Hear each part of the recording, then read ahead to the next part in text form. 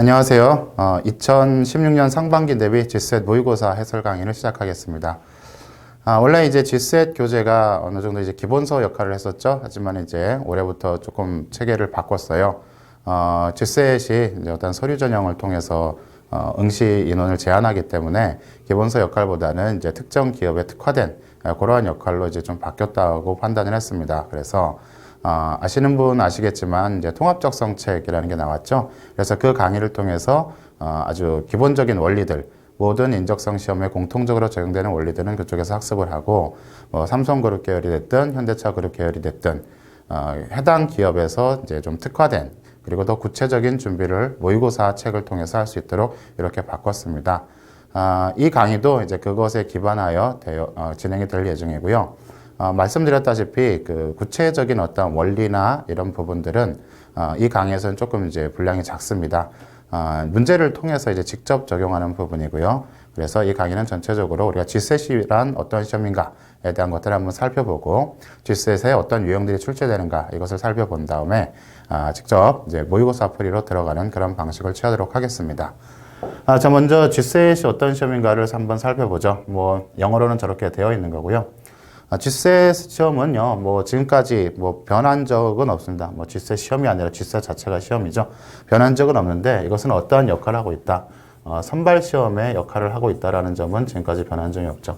선발 시험의 역할을 하고 있다라는 것은 지금까지 이제 웬만한 사기업의 적성 시험은 뭐냐면은 선발이라기보다는 어떤 모자란 쪽을 배제하는, 즉 정규 분포에서 GSET은 이렇게 우수자들을 선발해내는 시험이라면은 일반적으로는 다른 기업의 인적성들은 저조자들을 배제시키는 이런 시험의 역할을 많이 했었죠. 현대차 같은 경우에 이제 서류가 조금 완화되면서 이쪽으로 이렇게 좀 전환되는 모습을 보여주긴 하고 있는데요. 그 부분은 아직까지 이제 명확하게 증명된 바는 없고, 이제 확실한 것은 여전히 GSET은 선발 시험이다, 이 부분입니다. 그럼 선발 시험이다라는 것은 어떠한 의미를 가지고 있냐면 상대평가라는 거죠. 운전면허 시험처럼 우리가 60점 이상 맞으면 합격해요, 이런 게 아니죠. 오히려 다른 회사의 인적성 같은 경우는 그런 측면이 있다고 봐도 되는데요. 삼성 같은 경우는 엄밀하게 등수 안에 들어야 된다. 즉 최종 선발 예정 인원의 2.5배수, 2에서 3배수 사이, 평균적으로 2.5배수 정도 안에 들어가야 하는 시험이다라는 거죠. 그래서 이 GSET을 공부할 때는 여러분들이 그냥 내가 대충 유형이 이렇구나, 잠깐 연습하고 한두 번 보고 가면 되겠지 라고 하면은 사실은 쉽지는 않을 거예요. 왜냐하면 응시 예정자 중에서 선발되는 비율 자체, 과거보다는 좀 높아졌겠지만 그래도 선발되는 비율이 조금 이제 줄어들고 있고요. 많은 학생들이 열심히 공부를 하고 있습니다. 그렇기 때문에 그냥 적당한 공부를 통해서 GSET에 합격하겠다라고 보는 것은 사실은 욕심이에요. 아주 열심히 해도 사실은 당일 컨디션 또는 기타 경쟁자들의 여건 이런 거에 따라 가지고 떨어질 수도 있는 시험입니다. 그렇기 때문에 여러분들이 삼성에 합격하겠다라는 생각을 가지고 있다라면요, GSET 준비에 굉장히 심혈을 기울여야 할 것으로 생각이 돼요. 그러한 맥락에서 여러분들이 철저하게 준비를 해주시기 바랍니다. 자, 일단은 2015년 하반기, 이게 오타가 났는데, 사트가 아니라 GSET이죠, GSET. GSET 출제 경향을 한번 살펴보도록 하겠습니다. 여기 밑에 보시면 알겠지만요, 2014년 하반기 이후에 어떤 출제 경향 자체는 그대로 유지가 되고 있습니다. 이 안에서 세부적으로 살짝 변화가 있기는 할지언정 전체적인 맥락에서 바뀐 것이 없죠. 그래서 시험의 안정성 측면에서는 그대로 과거에도 한번 바뀌기 전에는 계속 유지됐듯이 한번 바뀌고 난 후에도 일단은 그대로 유지되는 상황을 보여주고 있어요. 그런데 언제나 그렇듯이 이것은 기업이 자기 마음대로 언제든지 바꿀 수 있는 시험이죠. 하지만 삼성 같은 경우는 워낙 취업 준비생들의 눈이 많이 몰려있는 회사이기 때문에 어떠한 변화를 하게 되면은 어떤 방식으로든 이제 사전 고지를 해왔어요. 이번에 새로 이런 것이 출제될 예정이다. 아니면 어떤 쪽을 강조할 예정이다. 그런 부분이 있기 때문에 아직까지는 그런 부분 이야기가 나오지 않았지만 이제 2월 내지는 3월 초순 정도 되면은요, 만약 어떠한 변화의 방향성이 있다라면은 그런 내용들이 아마 공지가 될 겁니다. 언론사나 이런 데를 통해서. 하지만 근본적으로 적성검사에 적용되는 그 원리들은 바뀌는 게 없습니다. 그래서 제가 늘 강조하듯이 어떠한 유형의 변화를 가지고 여러분들이 두려워한다라면은요, 이미 그 시험을 보기 전에 여러분 절반 지고 들어간 거다. 그렇기 때문에 유형이라는 것은 어떠한 형태로도 출제가 될 수 있고 어떻게든 만들어낼 수 있습니다. 그렇기 때문에 그것들은 여러분들이 시험장에서 이것은 이 원리가 적용되는구나 라고 파악할 수 있을 정도로 사실은 기본적인 내용을 공부를 해야 된다는 뜻이에요. 특정한 유형을 가지고 이 문제는 이렇게 푼다라고 가게 되면은요, 그 공부는 분명 한계가 있습니다. 자, 그래서 그 경향이 그대로 유지된다라는 기본 전제를 가지고 출제 경향을 한번 보는데요. 여기 일단 제일 중요한 게 보시면요, 이겁니다. 그 문항하고 시험 시간을 보시게 되면은 문항하고 시험 시간하고 거의 1대1 내지는 뭐 살짝 편차가 나는 정도죠. 이런 출제 유형의 특징은요, 이런 것들은 모두 다 풀어야 한다라는 시험이죠. 즉, 예를 들어서 뭐 90문제를 뭐 50분에 풀어라. 이런 문제가 나오면, 이런 문제들은 이 90문제를 이 시간 안에 다 풀어내는 것이 사실상 어려워요. 그래서 풀 수 있을 만큼 힘 닿는 대로 풀어라. 이런 의미라면은, 이러한 형태들의 문제들은 시험 시간 안에 주어진 문제를 다 해결해라라는 것이 원칙입니다. 물론 이제 그 회사에 따라 가지고 이렇게 냈음에도 불구하고 도무지 풀 수 없을 정도로 문제를 내기도 하는데요. 일단은 삼성 같은 경우는 전체적인 난이도가 어떠한 그 평균적인 수준이다라는 거. 다시 말하면은, 진짜 이 시간 안에 문제를 풀 수 있도록 출제한다라는 것이 이제 삼성의 출제 경향이죠.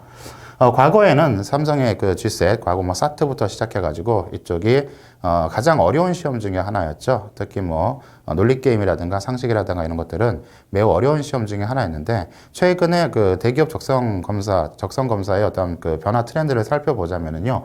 오히려 삼성 시험이 그 중간 수준의 난이도를 가지고 있는 그런 시험이 돼버렸어요. 이것은 뭐 삼성이 뭐 그대로 갔다라기보다는 작년에 2015년에 전체적으로 난이도가 이렇게 하락한 경향이 있거든요. 근데 이것이 전반적인 추세냐라는 부분은 한번 생각을 해봐야 될 것 같아요. 사실 개인적으로 생각할 때는 2015년은 이쪽에서 삼성그룹에서 이쪽 그 시험 출제에 대해서 그닥 신경을 쓰지 못했다라고 생각을 하거든요. 왜냐하면은 전체적으로 어떠한 그 난이도 조절이라는 부분에 있어서 그냥 무난함을 유지했고요. 두 번째는 이제 상식 문제 출제를 보면 알 수 있는데, 삼성의 상식 문제는 굉장히 좋은 문제들이었어요. 여러 방면으로 생각하고, 그 다음에 다양한 것을 알아야 풀어내는 그런 문제들이었는데, 굉장히 단편적으로 바뀌었다라는 거죠. 단편적으로 바뀌었다라는 것은 사실은 문제들을 꼼꼼하게 검토하고 출제할 그러한 그 시간적 여유가 없었지 않나라고 생각이 들어요. 그렇기 때문에 이것이, 뭐 테스트 결과 뭐 소기의 성과를 달성했다. 실제로 뭐 이렇게 해봤는데도 소기의 성과를 달성했다라고 하면은 이 추세대로 갈 그러한 그 방향성도 나오겠지만 혹시라도 이제 그 난이도를 다시 재조절할 수도 있습니다. 그렇기 때문에 난이도 문제도 역시 그냥 삼성은 이 정도 수준이야라고 하는 것보다는 조금 더 어렵게 공부하는 게 좋습니다. 왜냐하면 다른 기업들을 같이 대비할 때에도 마찬가지거든요. 특히 현대차 그룹 같은 경우에 정보 추론 문제 같은 경우는 굉장히 고난이도, 사실은 뭐 자료 해석도 마찬가지죠. 그래서 그 자료 해석과 정보 추론 같은 것이 일반적으로 난이도가 높은, 삼성보다 더 높은 수준으로 출제가 돼요. 그렇기 때문에 이왕 공부할 때 조금 더 전체적인 난이도를 올려주는 게 다른 회사 공부할 때도 조금 더 도움이 되겠다, 이런 얘기입니다. 자, 언어 능력은요, 기본적으로 어휘하고 독해로 이루어져 있어요. 뒤에 다시 영역별로 이야기를 할 텐데요. 어휘하고 독해로 이루어져 있고요. 자, 수리 능력이 이제 하나 중요한 포인트인데, 수리 능력을 보시면은 문제는 20개예요. 문제는 20개고, 뭐 자료 해석이 15문제, 그 다음에 방정식이라는 게 5문제 이렇게 출제가 되는데, 시간이 30분이다라는 겁니다. 그래서 사실은 이 정도 시간에 20문제를 낸다라는 것은요, 문제 난이도가 좀 높아야 되고 생각할 거리가 많고 처리할 데이터가 많아야 되는 거예요. 그런데 실질적으로 작년 하반기 또는 상반기에 출제된 문제들을 봤을 때는요, 시간이 조금 남아야 정상인 시험이 됐습니다. 그렇기 때문에 이것도 그러한 경향이 일반적이다라고 보시지는 말고 약간 타이트하게 나올 것이다라고 생각을 하고 공부하시는 게 좀 더 좋을 것 같고요. 그 다음에 추리 능력은, 그 다음에 시각적 사고 30분에 30문제 이렇게 나왔죠. 그래서 전체적인 난이도는 추리나 시각적 사고나 모두 이 안에서 좀 해결할 수 있는 그 정도 수준을 냈어요. 다만 이제 시각적 사고 같은 경우는 약간의 이제 그 개인 간 편차가 크죠. 그렇기 때문에 어떤 학생들은 시간이 펑펑 남았고, 어떤 학생들은 이제 절반도 못 푸는데 시간이 끝나고, 뭐 이런 상황도 발생을 했었습니다. 이런 분 나중에 따로 말씀을 드리고요. 자, 직무상식 능력인데요. 과거에는 굉장히 이제 광범위한 내용에서 출제가 됐었어요. 하지만은 이제 작년도부터 이 출제 범위가 조금 좁혀들고 있습니다. 조그맣게. 뭐 특별한 다른 변화가 있는 건 아니고요.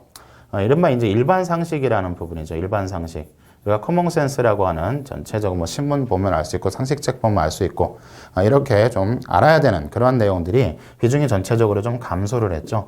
그래서 전체적으로는 이제 경제 경영, 경제 똑같네. 경제하고 경영, 그 다음에 과학 분야, 과학하고 IT가 되겠죠. IT. 그 다음에 역사, 역사는 한국사뿐만 아니라 세계사를 모두 포함하죠. 이러한 부분이 전체 한 뭐 거의 90% 정도가 출제됩니다. 그렇기 때문에 상식 공부에 대해서는 오히려 사실은 부담감이 조금 더 줄어들고 있다라고 보시면 될 것 같아요. 자, 뭐 여기 경제 경영 상식이나 과학 IT 상식이나 특히 역사 상식이나 이런 것들은 단기간에 해결이 좀 가능한 부분이거든요. 뭐 여기서 단기간이라고 해서 뭐 3일하고 5일하고 뭐 이래서 해결된다는 건 아니고 비교적 짧은 시간 내에 우리가 준비할 수 있다는 측면에서 상식 분야에 대해서 준비해야 될 부담감은 오히려 점점 줄고 있다. 일반 상식이 이렇게 늘어나지 않는 한 그렇다라는 겁니다. 이것도 이제 최근 1년 동안 이렇게 유지가 되는 현상이거든요. 근데 이것도 또 뭡니까? 회사 맘대로라는 거죠. 회사 맘대로기 때문에 일반 상식이라는 부분도 여러분들이 꾸준히 공부를 하셔야 돼요. 근데 그걸 뭐 특별하게 대단하게 하는 게 아니죠. 몇 달 동안, 한 두세 달 동안 신문만 꾸준히 봐도 사실은 이 부분은 거의 해결이 돼요. 이 부분뿐만 아니라 경제까지, 경영까지도 거의 다 해결이 됩니다. 그럼 과학이나 IT라는 부분은 사실은 그렇게 어려운 수준이 아니라 우리 생활과 관련된, 그 다음에 우리의 산업과 관련된 그런 내용들 중심으로 출제되기 때문에 범위가 제한적이고요. 역사 세계사, 국사 세계사 조금 범위가 넓긴 하지만 지금까지 난이도를 봤었을 때는 여러분들이 그 많이 보는 한국사 검정 능력 시험 요것보다 난이도가 더 떨어지는 그런 수준이기 때문에 역시 전체적인 역사의 맥락을 한 번 정도 파악하게 되면 크게 무리는 없을 것이다. 그래서 전체적으로 출제 경향을 한번 살펴봤습니다. 자, 그럼 그 GSET 대비 요것에 대해서 이야기를 할 건데요. 자, 인적성 시험의 목적이다라는 부분은 사실 앞에서 얘기를 해버렸어요. 크게 뭐 선발 시험과 아니면 배제 시험 두 가지가 있다고 그랬는데 삼성 같은 경우는 선발 시험이다라고 했죠. 선발 시험이기 때문에 어떻게 해야 된다라고 그랬죠? 매우 열심히 해야 된다. 여기서 말하는 열심히는 뭐 문제 많이 풀고 뭐 하고 이런 부분이 아니죠. 철저하게 분석해 가면서 그 원리를 이해하고 적용하는 그런 공부를 해야 된다라는 뜻이지 그냥 문제집 7건 푸세요 뭐 이런 뜻 아닙니다. 무조건 문제 많이 푼다고 해서 시험에 합격하는 그런 시대는 이미 지나갔어요. 문제를 출제하는 원리 자체가 매우 정교해지고 있습니다. 정교해지기 때문에 이 원리를 이해하지 않으면 힘들다라는 거고요. 자, GSET에서 무엇을 묻는가라고 했는데요. 언어, 수리, 추리, 시각적 사고, 그리고 상식 이런 거죠. 우리가 알다시피 이런 것들이 무언가 어떤 문제다라는 것은 다 알고 있는데요. 결국은 이런 시험들을 통해서 무엇을 묻고자 하는가라는 건데요.